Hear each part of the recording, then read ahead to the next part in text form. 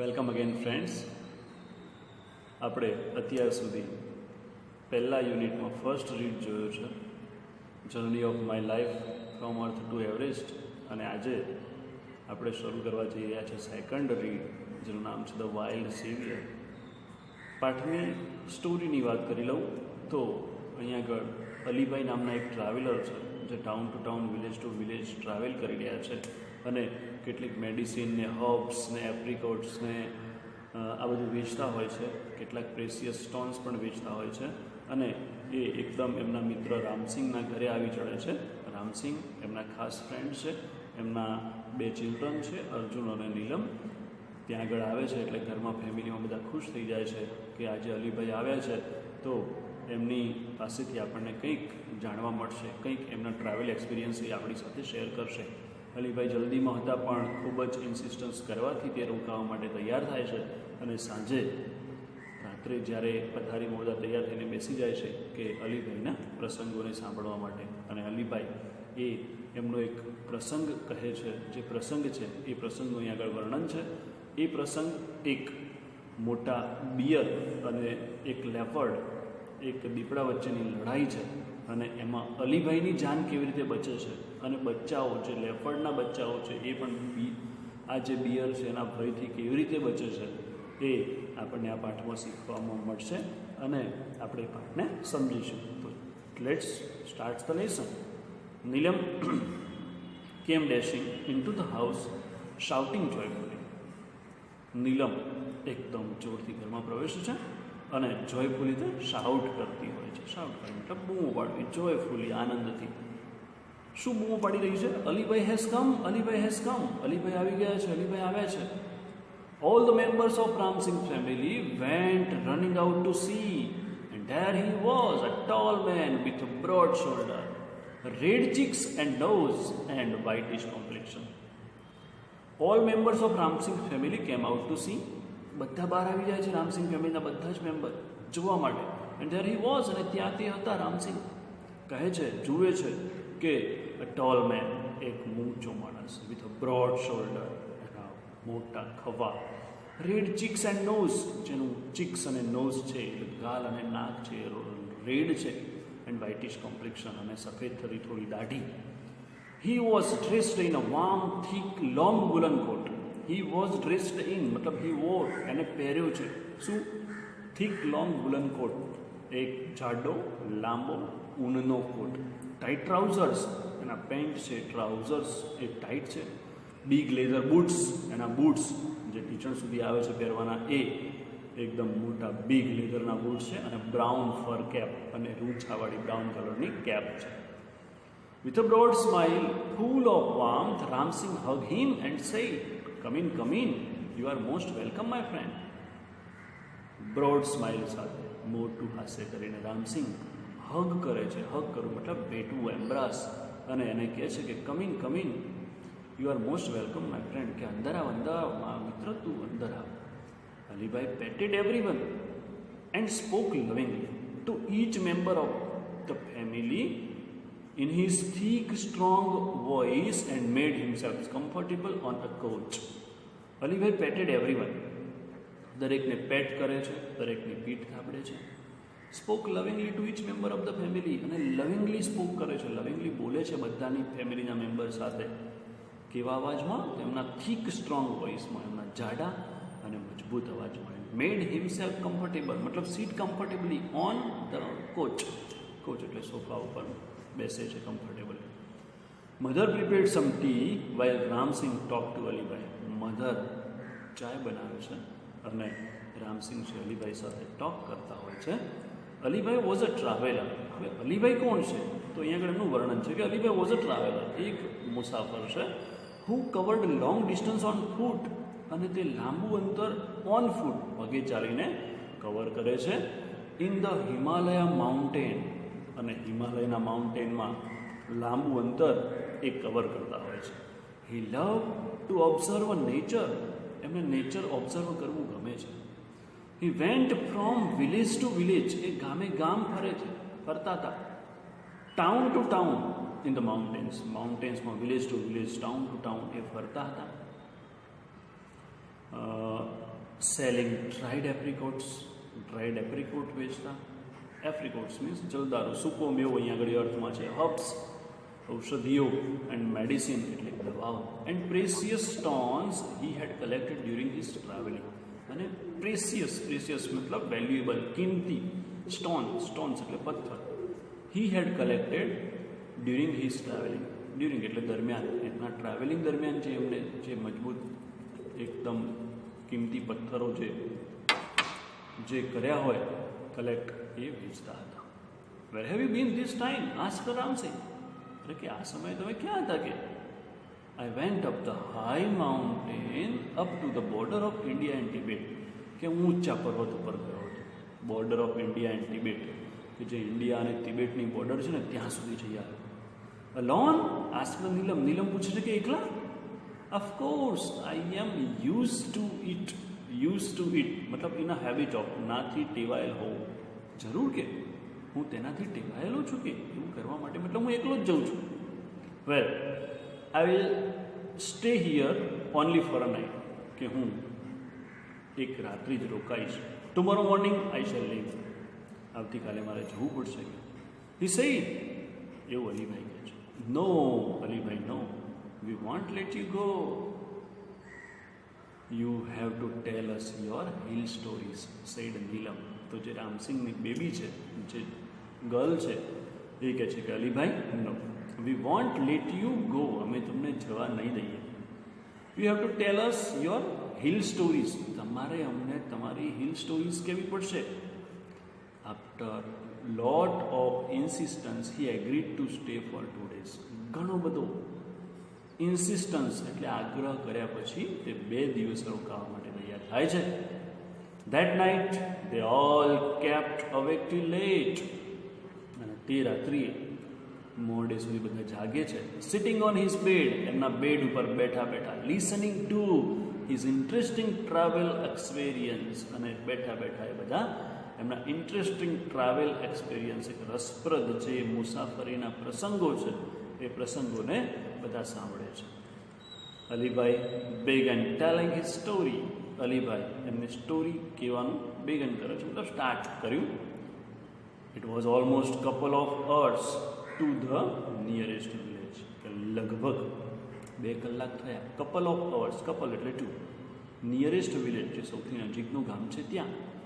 I was only a few miles away from the border of India and Tibet. હું a few miles away, a few એટલે થોડા, હું થોડા જ mile અવે એટલે દૂર હતો. Border of India and Tibet, India અને તિબેટની જે બોર્ડર છે તેનાથી થોડા જ માઇલ હું દૂર હતો. I was hungry and sat down to enjoy my lunch. મને ભૂખ લાગી હતી કે I was hungry and sat down to enjoy my lunch, અને મારું લંચ એન્જોય કરવા માટે હું સેટ ડાઉન, નીચે બેઠો. I was totally quiet. It was totally quiet everywhere except some birds chirping sometime. It was totally quiet. Quiet એટલે calm, શાંત, એકદમ શાંતિ દરેક જગ્યાએ. એક્સેપ્ટ, EXCEPT, એક્સેપ્ટ એટલે સિવાય. EXPECT, એક્સપેક્ટ એટલે અપેક્ષા રાખવી. સમ બર્ડ ચીર્પિંગ આઉટસાઇડ, સિવાય કે કેટલાક આઉટસાઇડ બર્ડ છે ચીર્પ કરી રહ્યા હતા. પક્ષીઓનો કલરવ સિવાય બીજું કંઈ જ નહોતું, ફક્ત અને ફક્ત શાંતિ હતી. I had hardly had a few morsel when I heard. I had hardly had a few morsels. Morsels એટલે કોળિયો, જમવાનો કોળિયો. કે મેં થોડા જ કોળિયા ખાધા હશે, ભાગ્યે જ થોડા કોળિયા ખાધા હશે. વેન આઈ હર્ડ સોફ્ટ ફીબલ ગ્રોલ, જ્યારે મેં સાંભળ્યું.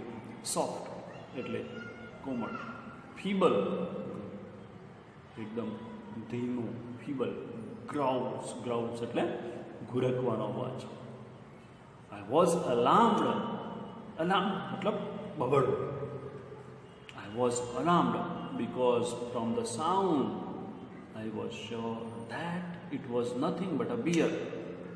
એના અવાજ ઉપરથી હું શ્યોર હતો, મને ખાતરી હતી કે આ કંઈ નથી પણ એક બિયર છે, એક રીંછ છે, ભાલું છે. I quickly closed my tiffin box and bent low. મેં ઝડપથી quickly close my tiffin box, મારું ટિફિન બોક્સ બંધ કરી દીધું. એન્ડ બેન્ટ લો, બેન્ટ એટલે ઝૂકી જવું, લીન આગળની તરફ ઝૂકી ગયું. So that the smell of food and my body were not carried by the strong breeze to the monster. કહે છે કે જેથી સ્મેલ ઓફ ફૂડ, એ ફૂડની smell and my body were not carried by the strong breeze, મારા શરીરની smell અને ખોરાકની સ્મેલ સ્ટ્રોંગ બ્રીઝ દ્વારા, બ્રીઝ એટલે પવનની લહેર, ટુ ધ મોન્સ્ટર, મોન્સ્ટર એટલે અહીંયા આગળ પેલું જે બિયર હતું એની વાત છે, કે તેના સુધી ના પહોંચે એટલા માટે હું નીચે ઝૂકી ગઈ.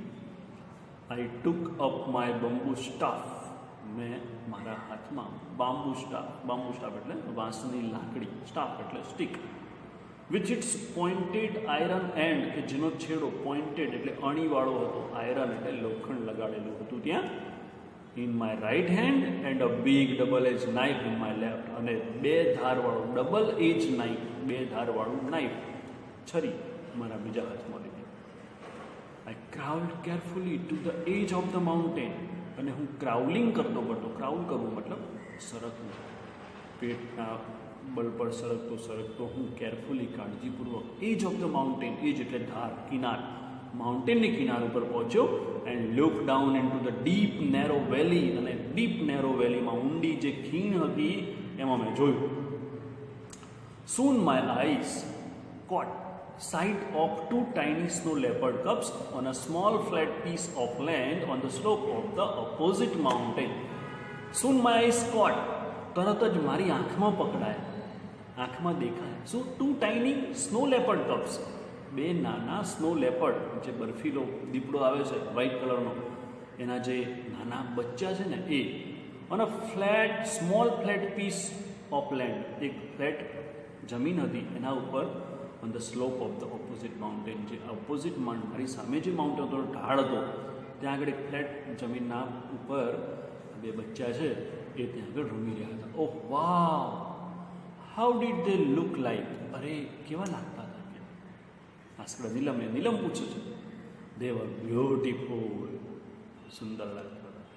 દેર ફ્લૂફી સ્નો વ્હાઇટ ફરી કોટ, દેર ફ્લૂફી રૂંછાવાળું, સ્નો વ્હાઇટ બરફ જેવું સફેદ, ફરી કોટ રૂવાટીનો જે coat, matched perfectly with the suit, જે શરીર ઉપર રૂવાટી હતી એ વ્હાઇટ, જાણે કે કોટ પહેર્યો હોય, અને બરફ સાથે પરફેક્ટલી મેચ કરતું હતું. સેડ અલીભાઈ કહે છે, as if visualising them just in front of his eyes, જાણે કે તે વિઝ્યુલાઇઝ કરવું મતલબ કે દ્રશ્ય ખડું કરવું, જાણે કે તેમની સામે દ્રશ્ય ખડું કરતા હોય, in front of his eyes, એમની આંખ સામે એમને દ્રશ્ય દેખાતું હોય એ રીતે એ જણાવે છે.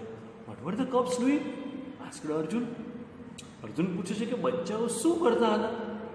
દે વર પ્લેઇંગ, બંને રમતા હતા. કે each one crouched on the snow, દરેક બચ્ચું ક્રાઉચ કરવું એટલે પાછલા પગે બેસવું, બરફમાં બેસતું. And roll their lovely green eyes at each other, અને એમની જે લવલી ગ્રીન આઈસ હતી એ એકબીજા ઉપર રોલ કરતા.